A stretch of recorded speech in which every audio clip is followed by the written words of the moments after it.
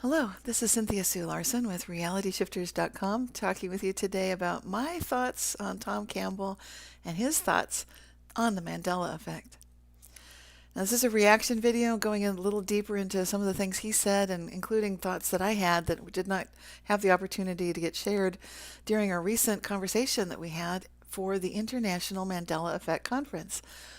You can look it up on the YouTube, and there's a channel, the International Mandela Effect Conference channel, and on there you can find the mini conference we did with Tom Campbell talking about his big theory of everything, virtual reality, and the Mandela effect. And so when Tom came on our show, he said, I thought about it a little, the Mandela effect, because I know that's what you guys are all about. And I found 4 different things that contribute to it. So I don't think it's just one thing. I think there are several things that lead us to this. And so I do recommend that you watch that video at some point. It will clarify where Tom is coming from with regard to his view of reality, how it's primarily consciousness based. There is something he calls the larger consciousness system. There are individual units of consciousness and so on and so forth. And he really gets into what he's thinking about. In fact, you can even go further and study some of the things he's written, look at his books. But that is a good starting point, is the interview that we did, that little mini conference that we had. So the first thing that Tom brings up is something about observers having individual subjective realities. And this is so key, so important. I would put it first too. In fact, you might recognize it if you've watched a lot of my videos. Okay, here's what he says. Well, every observer has his own reality because it's his interpretation of the data that he gets.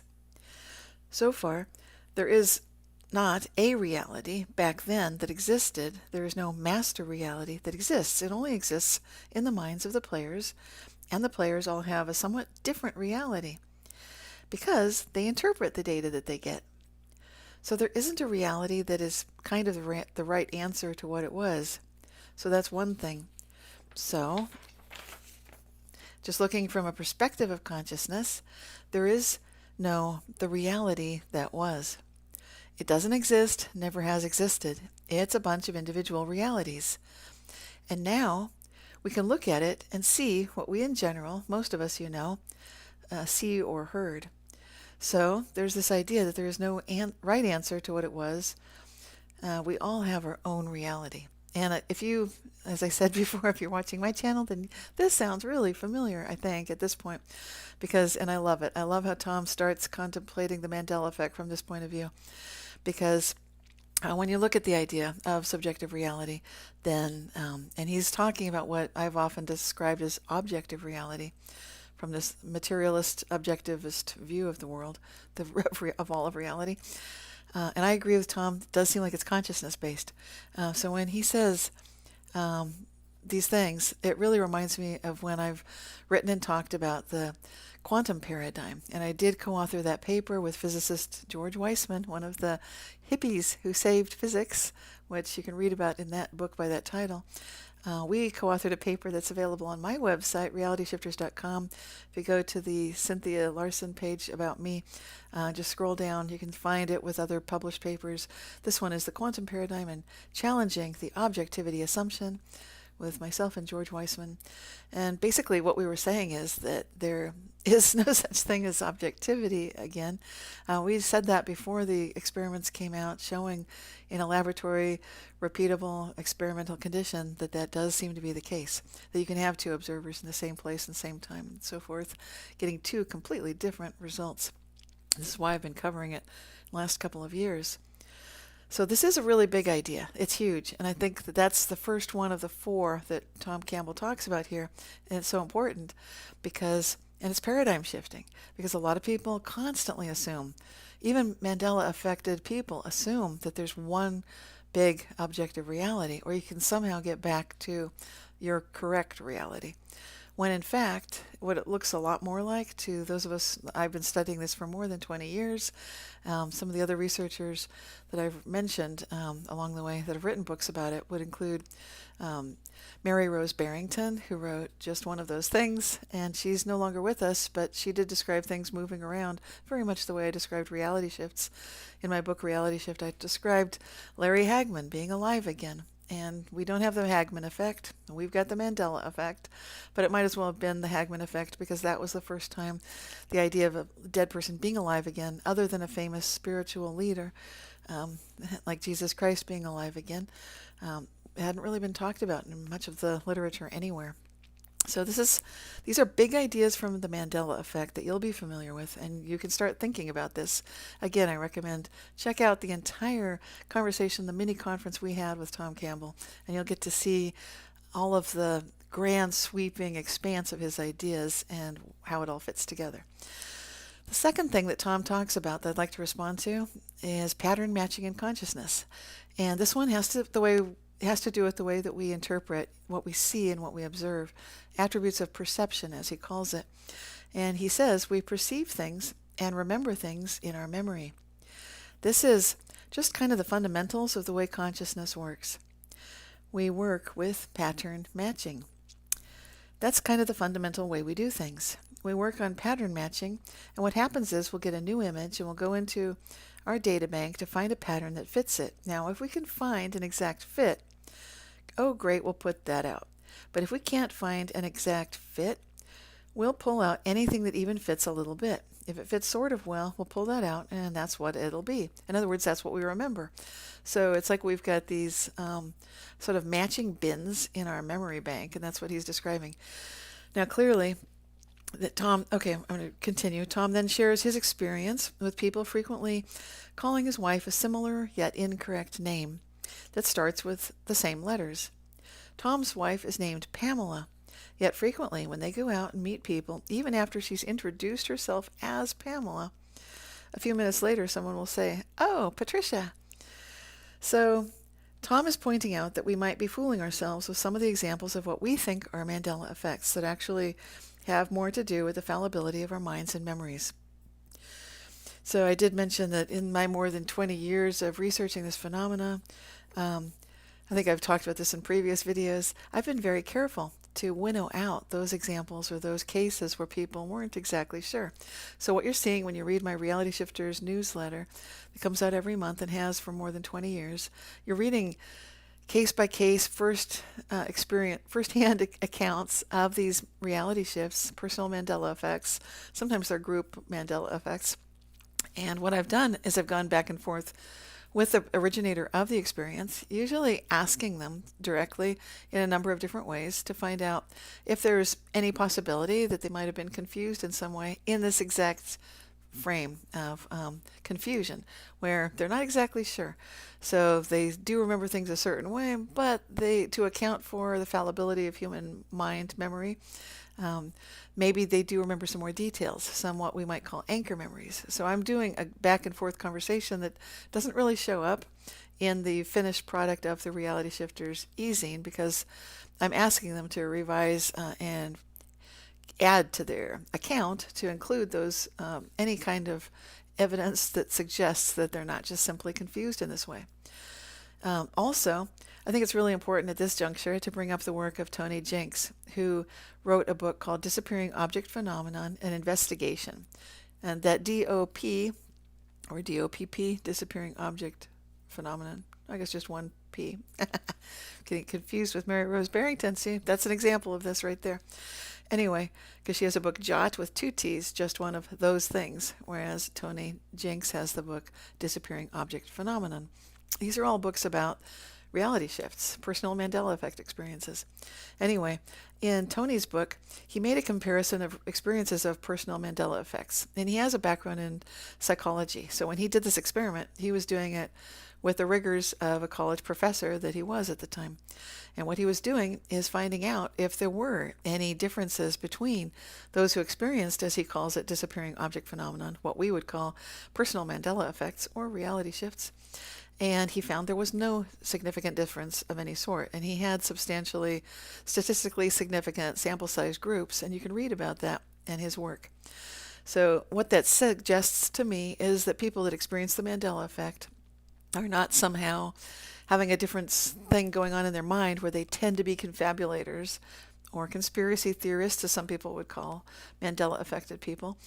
I don't personally like that term because to me this phenomenon goes back much earlier than the word conspiracy ever was used, and it affects a lot more people, and it has consistently. And I see a scientific basis for it. So therefore, I think discrediting it in that linguistic fashion is unfair, uncalled for, and disrespectful to those who are Mandela affected.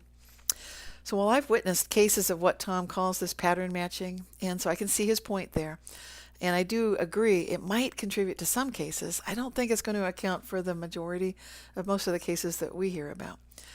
And Elizabeth Loftus was featured on a program with Moneybag 73 and the Rip and Rabbit on the Rip and Rabbit show, Mandela Monthly.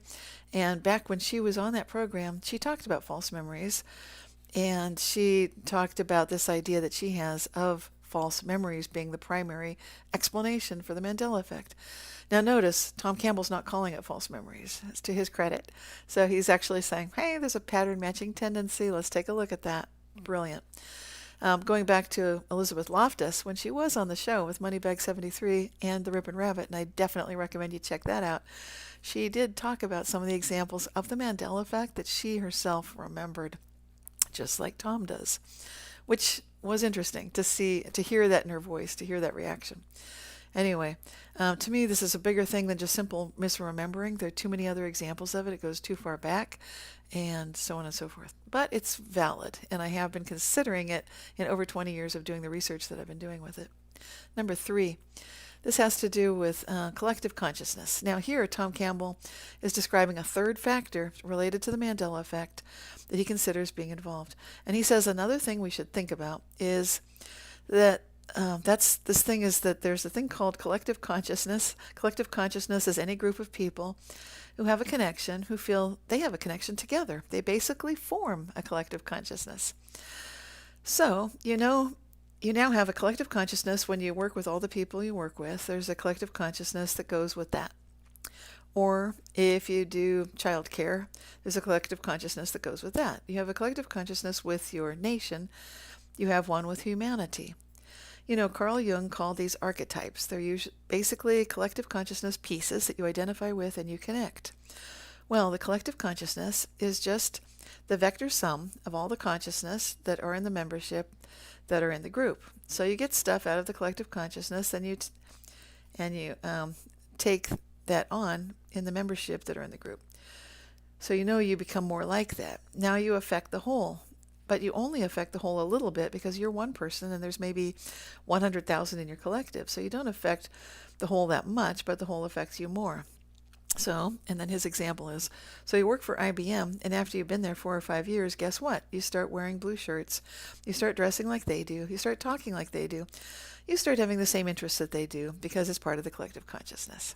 Okay, so I find this super interesting because I've been noticing that as well, and I think a lot of us in the Mandela effect community talk about things like the Mr. Smith effect or take the download, that kind of terminology. You'll be talking to someone and it seems at some point they start agreeing with you, yeah, I remember it that way, like Elizabeth Loftus and Tom Campbell or anybody. I mean, these Mandela effects are pretty extensive and pervasive. They're all over the place.